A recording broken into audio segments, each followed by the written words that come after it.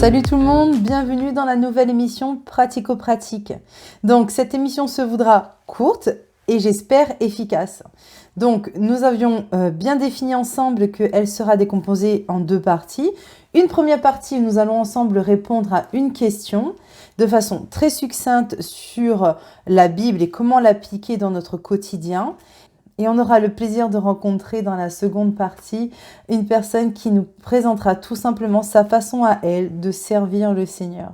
Alors c'est parti, nous allons découvrir ensemble la question du jour qui nous a été posée par Nathalie de Lyon et qui est « Comment je sais que j'ai vraiment rencontré Jésus? Comment je sais que je suis sauvée ?» C'est vraiment une question qui est super intéressante parce que effectivement la Bible, elle nous dit... Donc c'est dans Romains 10, donc le verset 9, qui dit « Si tu confesses de ta bouche le Seigneur Jésus-Christ et si tu crois dans ton cœur que Dieu l'a ressuscité des morts, tu seras sauvé. » Alors, ma propre expérience m'a amené à voir que ma relation avec Dieu, elle n'a pas débuté d'une façon... extraordinaire, c'est-à-dire que j'ai pas fait une rencontre comme Paul sur le chemin de Damas où il est tombé, il y a une grande lumière, ça ne s'est pas produit comme ça. Il y a des gens pour qui ça se produit comme ça, pas pour moi. En fait, moi, ça s'est passé d'une façon un peu plus intime. C'est à travers des conversations avec une sœur que j'avais rencontrée dans un contexte professionnel, avec qui, en fait, j'ai tout simplement parlé de quelque chose que je traversais dans ma vie, qui était vraiment difficile et qui était de l'ordre du surnaturel. Cette femme avait beaucoup d'aisance à parler de Dieu, elle venait d'Amérique latine et elle était très expressive, ce qui m'a vraiment facilité la vie, en fait. Donc, petite parenthèse, on est tous différents. Il y a des personnes qui seront plus dans l'introspection, d'autres qui seront sont plus extravertis. Dieu utilise tous les ustensiles du temple. Nous sommes tous différents et chaque ustensile a son utilité. Donc, vraiment, cette sœur et son exubérance ont été pour moi vraiment un chemin d'accès pour pouvoir arriver au Seigneur et je la bénis. Et donc, nous avions commencé à discuter ensemble, où je lui expliquais ces événements surnaturels que je vivais qui me terrifiaient. Et elle m'a parlé petit à petit. Ce sont dans des conversations très simples que finalement, j'ai commencé à rencontrer son Dieu à elle. Ce n'était pas encore le mien, mais il y avait une intrigue, il y avait des questionnements. Et c'était tombé dans une terre qui était déjà préparée pour être ensemencée. Les épreuves de ma vie m'ont préparée justement à me questionner, à me poser les questions eh bien, elle savait y répondre, mais de façon très simple. Il n'y avait pas en fait de grands débats, de grandes exhortations. C'était des conversations entre collègues de travail qui devenaient amis. Et ensuite, donc, je fais un avance rapide. Et en fait, ce qui s'est passé, c'est qu'à un moment donné, toutes les réponses qu'elles m'ont données commençaient à mûrir en moi et amener des réponses et des questions un peu plus intimes que je ne voulais plus poser à une personne, mais à Dieu directement. Et j'ai commencé à m'adresser à Dieu sur un ton un peu de rébellion. Oui, si tu existes vraiment, pourquoi tu te manifestes pas? Pourquoi autant de souffrance? J'étais beaucoup dans l'accusation, si tu es Dieu, pourquoi tu ne fais rien? Et ce qui est extraordinaire, c'est que malgré mon ton accusateur, Dieu a toujours apaisé mon cœur dans des réponses qui me venaient à moi d'une façon qui m'est personnelle, parce que Dieu parle à chacun de façon différente. Mais je savais à cet instant précis que c'était réellement Dieu qui s'adressait à moi et non pas mon imagination ou le hasard ou je ne sais trop quoi. Donc, c'est succinctement plusieurs petits événements qui m'ont amené à me dire « Dieu est vraiment en train de me parler, je crois ». Et un jour, j'ai fini par me confondre, je croyais que j'étais en train de le confondre, mais en fait, c'était moi qui étais totalement confondue dans l'amour du Seigneur, parce que je lui ai soumis, à un moment donné, presque un ultimatum. Eh bien, si tu existes vraiment, fais-le. Et c'est extraordinaire, Dieu l'a fait. La première résultante de l'œuvre de Dieu dans ma vie, ça a été que je me suis rendu compte de la pauvreté dans lequel le péché m'a amené. J'ai vraiment réalisé l'étendue de mon péché devant Dieu. l'étendue que je pouvais comprendre sur cet instant. Dieu ne m'a pas montré tout. Dieu merci, il m'a préservé. J'ai appris au fur et à mesure, mais à l'instant T, là, sur cet instant-là, Dieu m'avait montré en fait combien j'étais pauvre et malheureuse sans lui. Et il m'a montré que je te le révèle parce que j'ai envie de changer ça pour ton bien. Et j'ai été confondue dans mon péché. J'ai vraiment eu un instant où j'ai vraiment pleuré. Vraiment, on ne peut pas dire ma rencontre avec Dieu, ça a été waouh, feu d'artifice, les feux de Bengale. Non, moi j'ai vu le péché. J'ai vu Jésus-Christ qui venait par amour pour m'aider et j'ai pleuré pendant des heures. Et à mesure que je me vidais de mes larmes, lui, il me remplissait de son amour et de sa paix. Ça s'est manifesté dans ma chambre, dans un secret total, c'était lui et moi. Et tout ça, ça a conduit quelques temps plus tard à ce que je cherche davantage à le connaître, à partager des choses avec lui. On ne peut pas dire que j'ai compris immédiatement que j'étais sauvée. On ne peut pas dire que j'ai compris immédiatement qui était Dieu. Je crois que Dieu a commencé doucement à me révéler d'abord ma condition de pécheur. Il a commencé d'abord à me montrer ce qui était nécessaire de changer en moi pour mon bien.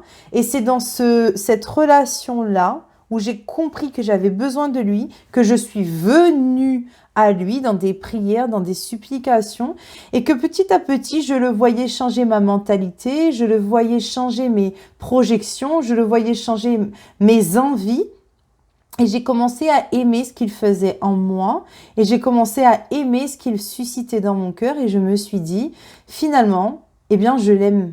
Alors, je ne peux pas vous dire que cet amour, aujourd'hui, il est arrivé à son apogée. Je crois vraiment que je n'ai pas fini de commencer à l'aimer. C'est vraiment comme ça que j'ai envie de le formuler, en fait.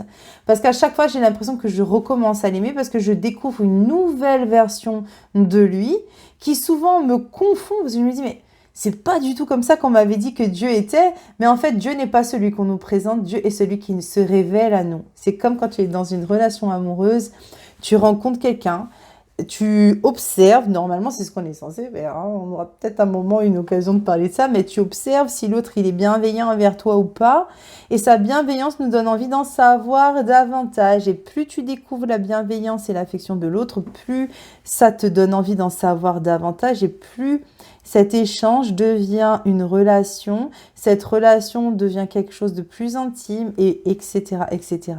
Donc, la connaissance de Jésus-Christ et de celui qu'il est pour moi et du salut, c'est vraiment quelque chose qui est venu de façon très graduelle. Et aujourd'hui, ça fait presque 20 ans que je suis convertie et que j'ai rencontré Jésus. Et j'ai à chaque fois le sentiment de recommencer une nouvelle découverte de qui il est. J'ai sans cesse le sentiment, mais ça ne change rien à ce que j'ai découvert hier. Jamais ça contredit ce que j'ai découvert de lui, mais toujours je rencontre une nouvelle facette qui me plaît et qui me dit « ça serait merveilleux d'en savoir davantage ». Eh bien Nathalie, j'espère vraiment que mon approche à moi de comment j'ai rencontré Jésus et de comment j'ai abordé la question de mon salut t'aide dans ta réflexion. Il s'agit vraiment en fait de quelque chose qui est personnel, qui se révèle dans une relation et Dieu va me parler à moi d'une façon et il va te parler à toi d'une autre. Mais ce qui est certain, c'est que autant nous sommes différents, autant Dieu ne change pas. Il est toujours le même. Et toujours, il commence d'abord à nous montrer qui nous sommes, combien nous avons besoin de lui, parce qu'il n'enfonce pas des portes fermées. Il cherche d'abord des personnes qui viennent volontairement à lui. Et quand vraiment nos cœurs sont dans une position de « oui, je veux savoir qui tu es, je veux savoir ce qui ne va pas dans ma vie et je veux que tu le changes », crois-moi, ma chère Nathalie et également tous ceux qui m'écoutent actuellement, Dieu le fait avec une douceur et une fermeté à la fois qui nous régale. Moi, je me régale vraiment de cette relation avec lui. On n'a pas fini d'apprendre, on n'a pas fini d'aimer, mais en tout cas, ce qui est sûr, c'est qu'on n'a pas fini d'être surpris et agréablement surpris. Voilà, c'est fini pour cette première partie de questions-réponses. On attaque la deuxième partie, mais je vous invite à m'envoyer vos questions. Surtout, n'hésitez pas à m'écrire et à me poser vos questions. J'y répondrai avec grand plaisir. À tout de suite dans la seconde partie.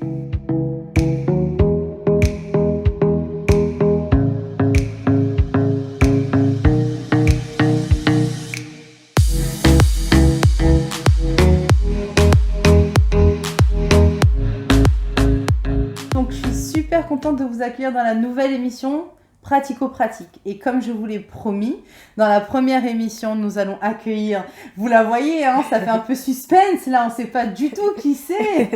Elle va se présenter. En tout cas, moi, je suis ravie de t'accueillir. Donc, c'est Grace que j'accueille avec nous aujourd'hui. Je suis vraiment contente de l'accueillir et de pouvoir vous présenter bien, son service pour le Seigneur. Donc, je n'en dis pas plus, c'est pas mon tour, c'est le sien. Donc, bienvenue Grace. Merci, en tout cas, merci pour ton invitation et ça me fait vraiment plaisir de faire ça avec toi. Moi, c'est un honneur. Franchement, en plus, tu es celle qui innove. Tu es la première, tu ouvres la marche aux autres. Donc, vraiment, merci. Alors, je t'ai prévu un petit cadeau. C'est super gentil. Merci. C'est surprise, hein. Alors, pour la petite histoire, le cadeau, il est sur la table. Elle n'est pas du tout surprise. Elle l'a bien vu sur cette table. Mais voilà, c'est pour toi. Et merci beaucoup. J'ai presque envie de te dire, n'hésite pas à l'ouvrir parce que tu comprendras pourquoi. Ok, donc tout de suite, je l'ouvre. Oui. Ok, ça marche. Oui. Je peux déchirer l'emballage. Tu fais tout ce que tu veux. Fais juste attention de ne pas casser ce qu'il y a à l'intérieur parce que ça se casse. Ah oui, ok, c'est fragile. Ok, ça marche. Alors, on va faire attention. J'ai pas prévu de ciseaux. Alors, non, t'inquiète. On va y arriver. Voilà, professionnel des paquets. C'est les fêtes de fin d'année, donc c'est des circonstances. Exactement. Le Père Noël est passé aussi chez toi. Et oui, c'est-à-dire que eux, ils sont pas forcément au courant parce que la vidéo, elle va arriver après. Oui. Mais là, on est juste après Noël. Exactement. Voilà. Je sais pas quand est-ce que je vais. Oh, waouh. Je vois déjà ce qu'il y a à l'intérieur. Exactement. Et j'adhère, j'aime trop. Oh waouh, super. Les conseils. Excellent. Les conseils pratico-pratiques. Super. Voilà. Bah merci beaucoup. Eh ben avec grand plaisir, tu prendras ton café en pensant à tous nos petits conseils. J'aime trop les tasses. Franchement, j'aime trop les tasses, donc c'est super. Merci beaucoup. Eh ben c'est aussi parce que tu es la première, tu ouvres la marche. Ok. Je ne ferai pas des cadeaux à tout le monde. Je suis désolée. Tant pis pour vous, hein. Vous êtes les premiers, voilà. Bon super, on attaque directement. Grace, est-ce que tu veux bien nous présenter l'association Kangourou Kids? Donc Kangourou Kids, c'est une association que j'ai créée moi-même en 2019 et c'est une association qui aide les femmes enceintes au Congo en leur offrant un kit d'accouchement pour pouvoir accoucher en toute sécurité. Très bien. Alors moi, je t'avouerai que j'ai découvert il n'y a pas si longtemps que ça. Tu me dis 2019, pour moi, c'est une histoire qui a commencé il n'y a pas si longtemps. Donc, je découvre un petit peu en même temps que tout le monde. D'où est venue, en fait, cette volonté de créer Kangourou Kids? Je suis de formation sage-femme. Je suis sage-femme actuellement. Et pendant mes études, j'ai dû écrire un mémoire pour la fin de mes études. Et j'ai écrit un mémoire sur le rôle des sages-femmes dans la réduction de la mortalité chez les mères et chez les nouveau-nés au Congo. Parce qu'il s'avère qu'au Congo, les femmes enceintes et les nouveau-nés ont un très haut risque de mortalité. Donc, j'ai voulu voir ce que faisaient les sages-femmes, ce que mettaient en place les sages-femmes pour réduire cette mortalité. Très bien. Et quand je suis allée au Congo, donc en 2017, juste avant, ma maman me dit tu sais, il faudrait peut-être offrir quelque chose aux mamans qui vont répondre à tes questionnaires. Et moi, j'avais pas trop d'idées. Et elle m'a expliqué qu'au Congo, les femmes devaient apporter tout le matériel médical pour leur propre accouchement. C'est-à-dire que c'est pas comme ici, où tout est pris en charge par la sécurité sociale, le matériel médical est déjà dans l'hôpital. En fait, les femmes doivent apporter elles-mêmes leur matériel. On leur fait une ordonnance et elles viennent avec le matériel pour leur accouchement. Ce qui est compliqué, c'est pour les femmes qui n'ont pas les moyens d'acheter tout ce matériel. Et c'est ça qui est un problème en fait. Donc, Kangourou Kids veut aider ces femmes-là, celles qui sont les plus démunies, en leur offrant ce kit, ce qui réduit en fait ce qu'elles doivent payer pour leur accouchement. Super. Alors, je t'ai envoyé une petite liste de questions. Et je t'ai invité à les préparer. Mais ce que je ne t'ai pas dit, c'est qu'il y a toujours une petite question suspense. Mais je ne te prends pas au dépourvu parce que je sais que cette question, elle arrive tout le temps. Pourquoi kangourou?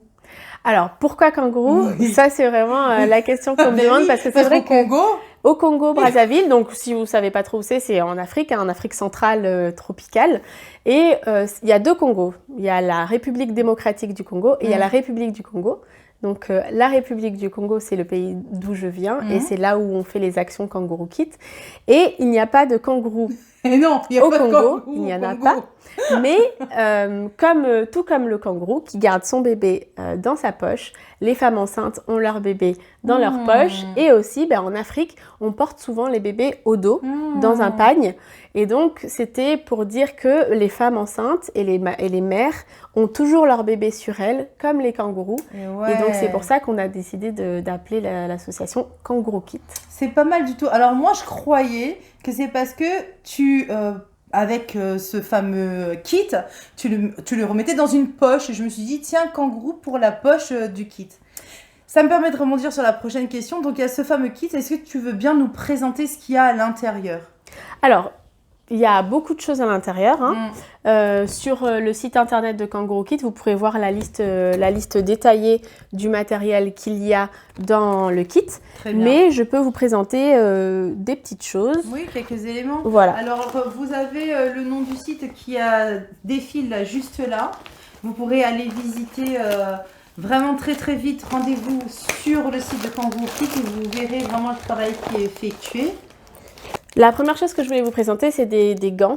Ce sont des gants stériles qu'on utilise au moment de l'accouchement pour pouvoir accueillir le bébé dans de bonnes conditions, propres et sainement.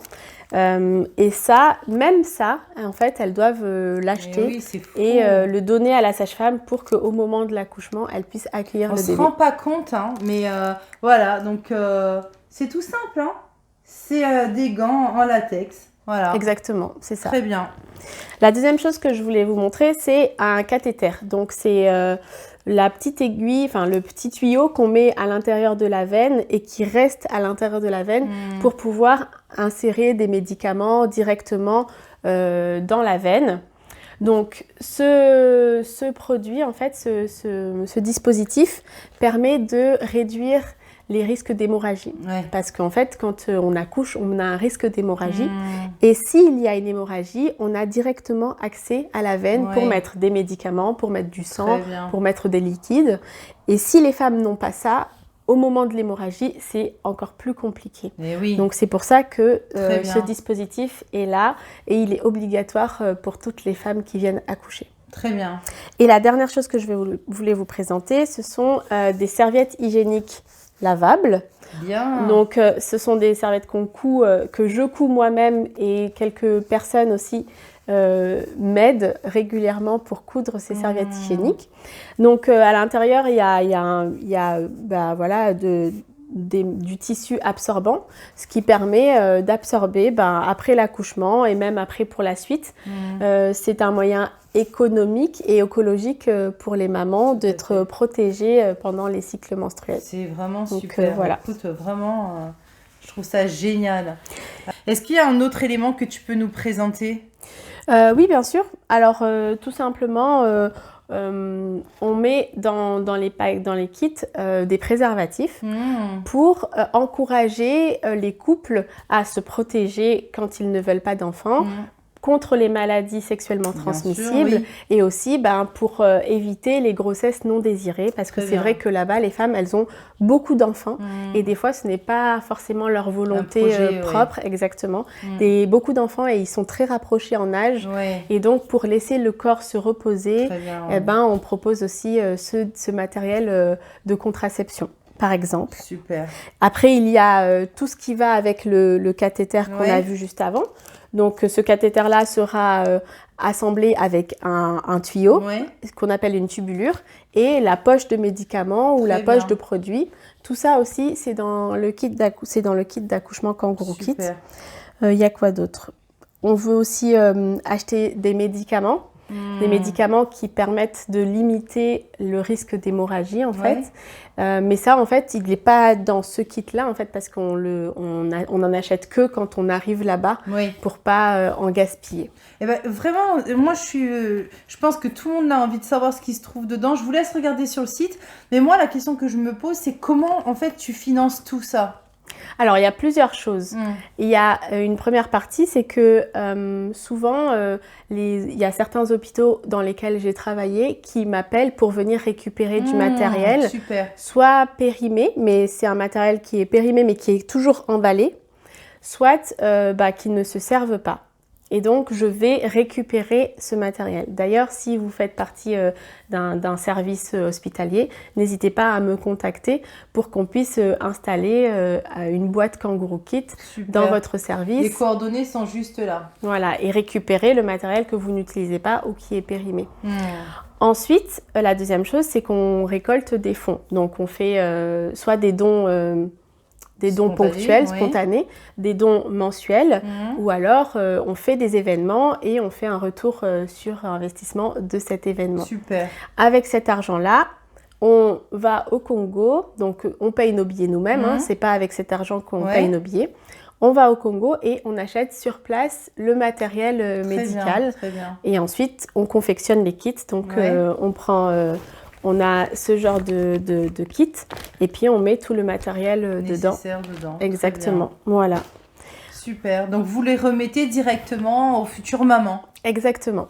Super. Ce qui arrive aussi, ce qui est un peu un inconvénient, c'est que le Congo est un pays en voie de développement et les sages-femmes ne sont pas payées régulièrement. Ce qui fait que quelquefois, elles sont obligées, pour pouvoir vivre, de revendre ce matériel. Et Kangourou Kit a quand même à cœur d'offrir ce kit aux femmes directement en main propre, surtout à celles qui sont les plus démunies, pour éviter ce système de revente, en fait. Bien sûr, on pense aux sages-femmes qui ont des difficultés à vivre et tout ça, mais c'est vrai que notre priorité actuellement, c'est les futures mamans. Voilà, c'est de cibler ces futures mamans qui sont dans la difficulté. C'est super que tu précises ça parce que on le sait, on va pas se mentir, il y a beaucoup de gens qui sont réticents à faire des dons parce qu'ils se disent oui, mais on sait jamais où ça finit. Exactement. Là, c'est génial parce que toi, tu y vas personnellement, tu remets directement dans la main de la maman. Donc là, vraiment, il n'y a pas d'intermédiaire, on sait où ça va. Voilà. C'est super. Écoute, franchement, Grâce, je suis ravie vraiment que tu présentes cette association. Je peux me permettre quel âge tu as ? J'ai 29 ans et en 2017, j'en avais 5-6 de moi. Donc, j'étais encore aux études, mais ça m'avait déjà touchée en fait. Moi, j'ai vraiment envie de... Si je me permets d'insister sur ton âge, c'est pas pour te mettre mal à l'aise, mais c'est parce qu'on est dans une émission pratico-pratique. Et souvent, en fait, les jeunes, ils se disent ouais, mais il y a nos aînés qui s'occupent déjà de ça et ils ne sont pas forcément concernés. C'est faux. En fait, on est tous concernés. T'as pas d'enfant. Non. Et pourtant, en dehors du fait que ce soit ton métier, c'est quelque chose qui t'a interpellé. Dieu avait mis déjà ça dans ton cœur et aujourd'hui, voilà, ça porte du fruit. Moi, je bénis le Seigneur pour ce qu'il fait au travers de toi. Vraiment, on sait que l'origine, c'est le Seigneur, mais le Seigneur, il a besoin d'instruments qui agit à travers sa main. Donc, merci pour la bonne disposition de ton cœur. Et puis, j'encourage vraiment tous les jeunes qui suivent l'émission. Je vous invite à non seulement écouter ce que le Seigneur vous dit dans votre cœur, à examiner les dons et les talents que vous avez déjà. Ce sont des choses qui vous sont déjà données au préalable. On n'est pas en train de chercher comme si on cherchait un trésor. Le trésor, il est en vous. Maintenant, simplement, faites confiance à Dieu. Si Dieu vous a remis un trésor dans votre cœur, c'est que c'est amené à éclore. Donc, moi, je suis très, très, très contente que tu puisses témoigner de ça. Est-ce que tu as un petit mot pour la fin ? Comme tu dis, j'encourage vraiment toutes les personnes qui ont un projet à cœur de voir si un projet déjà existe et pourquoi pas s'investir dedans. Et si ce projet n'existe pas, pourquoi pas le lancer. Si j'ai un conseil à vous donner, c'est vraiment bien réfléchir avant de lancer les choses parce que c'est vrai que des fois, ça reste assez lourd comme projet et puis, quand on se lance, on ne sait pas trop jusqu'où ça peut aller. Et quand on a plein de rêves, c'est difficile de les voir se réaliser. Mais vraiment, il ne faut pas perdre courage, il ne faut pas se démotiver. Il faut s'entourer des bonnes personnes surtout. Et puis, il faut compter sur le Seigneur, en fait, tout simplement. Sur ses forces. Et c'est lui qui nous donne la motivation et le moteur. Moi, j'ai kiffé cette émission. Moi aussi, c'était super. En vrai, moi, je vais vous laisser vous, mais je la laisse pas elle. On va continuer ensemble tranquillou toutes les deux. Les amis, j'espère que vous avez passé un bon moment avec nous. En tout cas, moi, je suis très, très reconnaissante que le Seigneur, il ait permis que Grâce soit là. J'ai aussi des petites surprises à venir parce qu'on a d'autres invités, d'autres super ministères. Et si je peux me permettre, il y a des super ministères qui sont très silencieux. J'espère que Dieu me fera la grâce de pouvoir les mettre en lumière. Certains vont rester dans le silence, mais je prie de tout mon cœur que personne ne soit dans un esprit de timidité. Dieu a mis en vous des semences extraordinaires, que ça porte du fruit. À très vite dans l'émission Pratico-Pratique. Merci Ciao beaucoup. les guys. Au revoir.